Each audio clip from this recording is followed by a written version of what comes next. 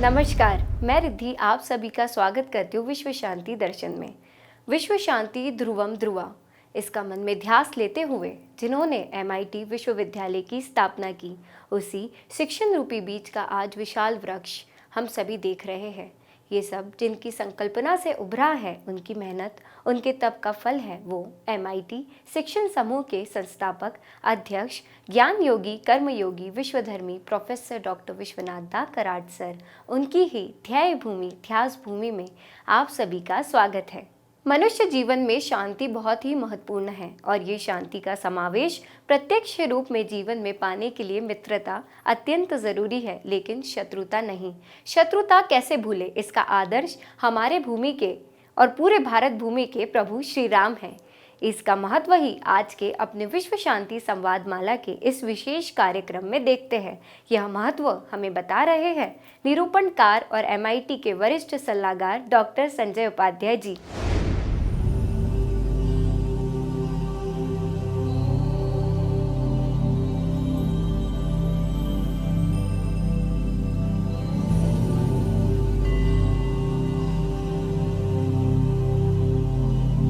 नमस्कार।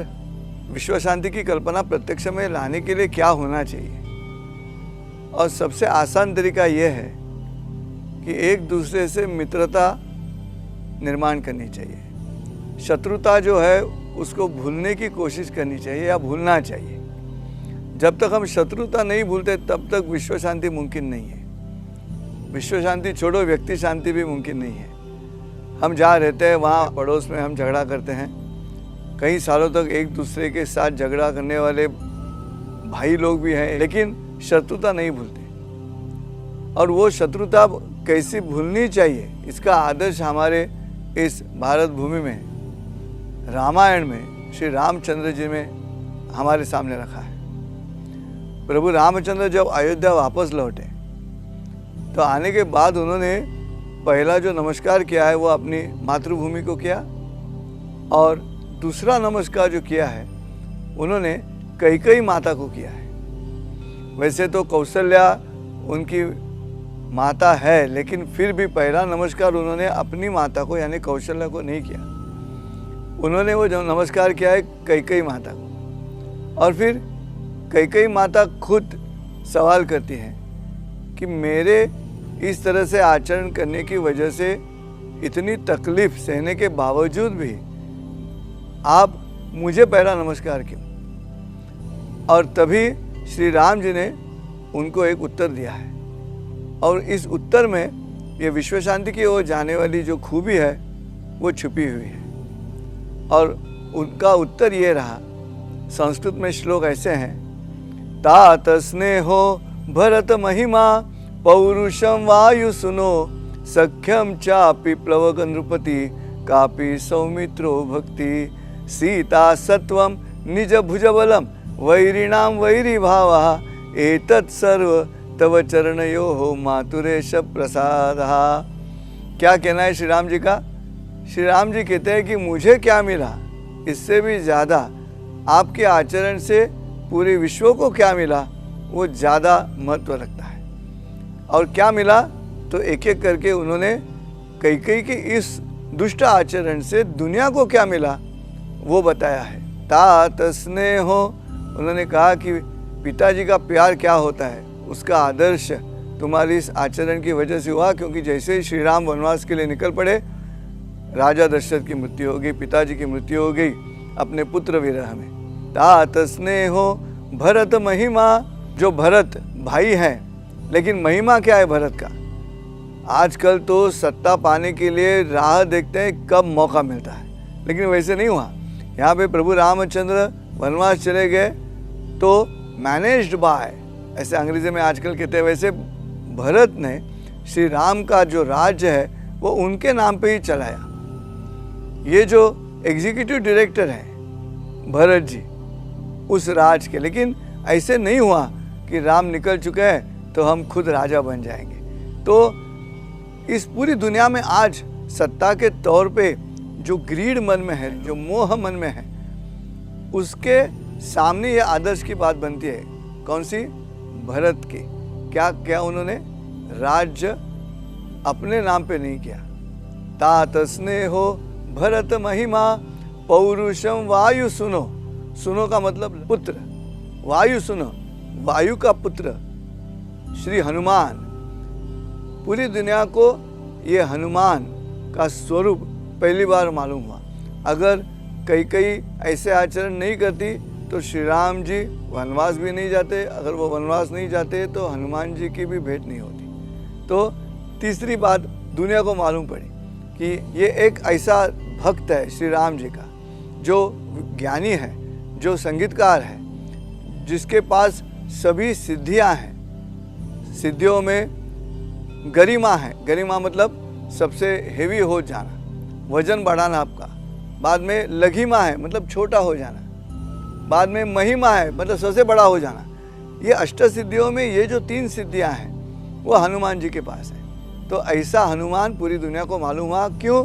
कहीं के इस आचरण से। तो तात स्नेहो भरत महिमा पौरुषम वायु सुनो सख्यम चापि प्लवगन नृपति। मनुष्य की दोस्ती है असुरों के साथ। विभीषण रावण का जो भाई है वो असुर है, लेकिन श्री राम के साथ उनकी दोस्ती हो गई। तो सख्यम च अपि मतलब फिर भी विभीषण जो है उसकी दोस्ती हुई रामचंद्र जी के साथ। सख्यम च अपि प्लवगन नृपति कापि सौमित्रो भक्ति। लक्ष्मण की भक्ति तो सबको मालूम है, जिन्होंने छाया की तरह श्री राम जी के साथ रहकर अपना जीवन बिताया, एक व्रत लेकर, अनुष्ठान लेकर। सीता सत्वम, सीता का सत्व मालूम हुआ। रावण के साम्राज्य में रहने के बावजूद भी उसका जो पातिव्रत्य है उसके बारे में सीता आदर्श मानी गई। हमारे यहाँ पे सीता देवता मानी जाती है, और इसलिए राम सीता ऐसे नहीं कहते हम सीता राम कहते हैं। उसका नाम पहले आता है क्योंकि यही वजह है कि सीता सत्वम निज भुज बलम। प्रभु राम जी कहते हैं कैकेयी से, आपने ऐसे आचरण किया, मुझे मेरी ताकत मालूम हुई। अगर ऐसे आचरण नहीं करती तो मुझे मेरी ताकत का अंदाजा भी नहीं आता कि मैं रावण जैसे दशमुखी असुर को खत्म कर सकूं। मुझे मेरी ताकत मालूम है। निज भुज बलम वैरिणाम वैरी भावा। और रावण जैसा आदर्श शत्रु दुनिया को मालूम हुआ। सीता को तो ले गए अपहरण करके, लेकिन फिर भी उसको मनाते रहे, उस पर जबरदस्ती नहीं की। तो रावण होने के बावजूद भी बहुत सारी कोशिशें की है उन्होंने। उनके सरदार ने कहा था कि आप मायावी हो, तो मायावी हो तो प्रभु श्री राम जी का रूप लेकर सीता को वश करो, कितना आसान है। तो रावण ज्ञानी है, उन्होंने जवाब दिया कि वैसे मैंने कोशिश की, लेकिन जिस क्षण मैं राम का रूप लेता हूँ मुझे ऐसे लगता है कि मैं पाप कर रहा हूँ। देखो, सिर्फ वेश बदलने के बाद आवेश बदला है। तो राम का वेश पहने हो तो आवेश भी बदल जाता है। तो ये चीज़ें श्री राम कैकेयी से कहते कि इस तरह से आपने आचरण किया तो आज दुनिया को इतनी चीज़ें मिली, और इसलिए मैं आपको पहला नमस्कार कर रहा हूँ। इसमें कैकेयी ने जिस तरह से दुष्टता से आचरण किया है श्री राम जी के साथ, वो श्री राम भूल गए। मुझे क्या मिला ये ज़्यादा महत्व नहीं रखता, दुनिया को क्या मिला ये ज़्यादा महत्व रखता है। आज इसी वृत्ति की आवश्यकता है। ये जो भूलना है, भूल जाना है, फॉरगेट, ये फॉरगेट की जो बात है, फॉरगिव एंड फॉरगेट, क्यों? अगर वो नहीं होता तो मनुष्य के मन में वो कटुता जागृत रहेगी, जिसकी वजह से युद्ध होते हैं, जिसकी वजह से छल होते हैं, पूरी दुनिया में छल होते हैं। उसकी वजह से राजनीतिक नेता है, वो एक दूसरे से जब बात करते हैं तो ऐसा लगता है कि वाह क्या दोस्ती है उनकी, लेकिन जैसे ही उनकी मीटिंग खत्म हो जाएगी हमें पता नहीं उनके मन में क्या चल रहा है। और इसलिए ये जो शुचिता है उसकी आवश्यकता आज विश्व शांति के लिए है, और ये कौन देगा? ये गुरु दे सकता है। धन्यवाद, शुभ दिवस।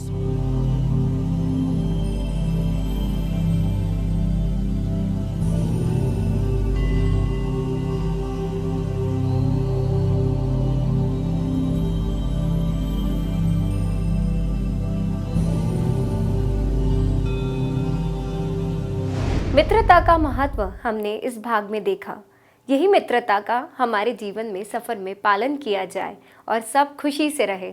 तो यही हमने इस भाग में सीखा। तो मिलते हैं अगले भाग में, तब तक के लिए नमस्कार।